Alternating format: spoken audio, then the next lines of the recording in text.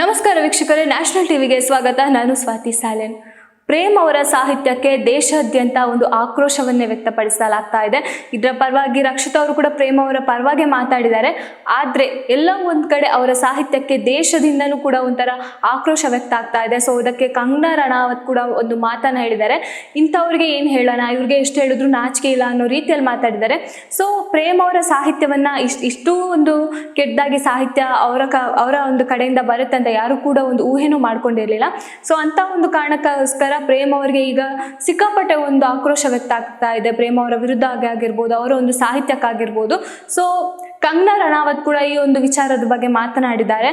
So ಎಲ್ಲ ಒಂದು ಕಡೆ ನಮ್ಮ ಬಾಲಿವುಡ್ನಲ್ಲಿರುವಂತಹ ಆಗಿರ್ಬೋದು ಅಥವಾ ಎಲ್ಲ ಒಂದು ಹಾಡುಗಳನ್ನು ಒಂಥರ ಏನು ಅಟ್ರಾಕ್ಷನ್ ಮಾಡಬೇಕು, ಜನರನ್ನು ಅಟ್ರಾಕ್ಷನ್ ಮಾಡಬೇಕು ಅನ್ನೋ ಕಾರಣಕ್ಕೋಸ್ಕರ ಈ ಥರ ಒಂದು ಗಿಮಿಕ್ಕನ್ನು ಮಾಡ್ತಾ ಇದ್ದಾರೆ ಅಂತ ಕೂಡ ಅವರು ಆಕ್ರೋಶವನ್ನು ವ್ಯಕ್ತಪಡಿಸಿದ್ದಾರೆ. ಸೊ ಇದು ಕಂಗನಾ ರಣಾವತ್ ಅಲ್ಲ, ಇಡೀ ದೇಶಾದ್ಯಂತ ಯಾರೆಲ್ಲ ಮಹಿಳೆಯರಿದ್ದಾರೋ ಅವರೆಲ್ಲರ ಆಕ್ರೋಶ ಆಗ್ತಾ ಇದೆ. ಸೊ ನಾವು ಸೋಷಿಯಲ್ ಮೀಡಿಯಾದಲ್ಲಿ ನೋಡಿದಾಗಲೂ ಕೂಡ ಅಷ್ಟೇ ಎಷ್ಟೋ ಹೆಣ್ಮಕ್ಳು ಇದ್ರ ಪರವಾಗಿ ಧ್ವನಿಯನ್ನು ಎತ್ತಿದ್ದಾರೆ. ಇಂಥ ಹಾಡುಗಳನ್ನು ಡಿಲೀಟ್ ಮಾಡಬೇಕು, ಇದು ಒಂದು ಹೆಣ್ಣು ಮಕ್ಕಳನ್ನು ಒಂಥರ ಬೇರೆ ರೀತಿಗೆ ಕರ್ಕೊಂಡು ಹೋಗುವಂಥ ಹಾಡು, ಹೆಣ್ಣು ಮಕ್ಕಳ ಮಾನ ಮರ್ಯಾದೆಯನ್ನು ಕಳೆಯುವಂಥ ಹಾಡು ಅಂತಲೂ ಕೂಡ ಸಾಕಷ್ಟು ಆಕ್ರೋಶವನ್ನು ವ್ಯಕ್ತಪಡಿಸಿದ್ದಾರೆ. ಬಟ್ ರಕ್ಷಿತ್ ಅವರು ಇದರ ಪರವಾಗಿ ಮಾತಾಡ್ತಿದ್ದಾರೆ. ಅದೇ ನಮ್ಗೆ ಒಂಥರ ಶಾಕಿಂಗ್ ಅನಿಸುತ್ತೆ. ಯಾಕಂದರೆ ಅವರು ಕೂಡ ಲಿರಿಕ್ಸನ್ನು ನೋಡಿದ್ದಾರೆ. ಆ ಲಿರಿಕ್ಸಲ್ಲಿ ಏನಿದೆ ಅನ್ನೋದು ಅವ್ರಿಗೂ ಗೊತ್ತಿರುತ್ತೆ. ಬಟ್ ಅದೆಲ್ಲೋ ಒಂದು ಕಡೆ ಎಲ್ಲ ಡಬಲ್ ಮೀನಿಂಗಲ್ಲಿ ಹೋಗ್ತಾ ಇದೆ. ಅದರಲ್ಲೂ ಆ ಮೇಯ್ನಾಗಿ ಇರುವಂತಹ ಮೇನ್ ಹಾಡಿದೆಲ್ಲ, ಅದು ಹಾಡನ್ನು ಯಾಕೆ ಅಷ್ಟೊಂದು ಹೈಲೈಟ್ ಮಾಡ್ತಿದ್ದಾರೆ? ಅದು ಹಾಡು ಅಂದರೆ ಗೊತ್ತಿರುತ್ತೆ. ಅದು ಎಲ್ಲ ಹಾಡುಗಳು ಏನಾಗ್ತಾ ಇದೆ, ಈಗ ಬೇರೆ ಹಾಡುಗಳನ್ನು ಅವರು ಮಾದರಿಯಾಗಿ ಇಟ್ಕೊಂಡು ಮಾತಾಡಿದ್ದಾರೆ. ಬಾಲಿವುಡ್ ಆಗಿರ್ಬೋದು ಅಥವಾ ಬೇರೆ ಹಾಡುಗಳನ್ನು ಅವರು ಇಟ್ಕೊಂಡು ಮಾತಾಡಿದ್ರು ಕೂಡ ನಮ್ಮ ಕನ್ನಡದಲ್ಲಿ ಇಂಥ ಹಾಡುಗಳಿಗೆ ಬೇರೆ ಭಾಷೆಗಳ ಹಾಡುಗಳು ಮಾದರಿಯಾಗಿ ಯಾಕೆ ತಗೊಂಡ್ರು ಅನ್ನೋದು ಅವರ ಅಭಿಮಾನಿಗಳ ಪ್ರಶ್ನೆನೂ ಕೂಡ ಆಗಿರುತ್ತೆ ಅಥವಾ ಜನಗಳ ಪ್ರಶ್ನೆನೂ ಕೂಡ ಆಗಿರುತ್ತೆ. ಯಾಕಂದರೆ ಒಂದು ಹಾಡನ್ನು ಬೇರೆದ್ರಿಂದ ಮಾದರಿಯಾಗಿ ತಗೊಳ್ಳೋದು ಬೇರೆ, ಅಲ್ಲಿ ಬೇರೆ ರೀತಿ ಅದು ಪೋಟ್ರೆ ಆಗಿರ್ಬೋದು. ಬಟ್ ನಮ್ಮ ಕನ್ನಡದಲ್ಲಿ ನಮ್ಮ ಕನ್ನಡ ಚಿತ್ರರಂಗ ಈಗ ದೊಡ್ಡ ಹಂತಕ್ಕೆ ಹೋಗ್ತಾ ಇದೆ. ಈ ಟಾಕ್ಸಿಕ್ ಆಗಿರ್ಬೋದು, ಕಾಂತಾರ ಆಗಿರ್ಬೋದು, ಇಂಥ ದೊಡ್ಡ ಸಿನಿಮಾಗಳು ಬರ್ತಾ ಇದೆ.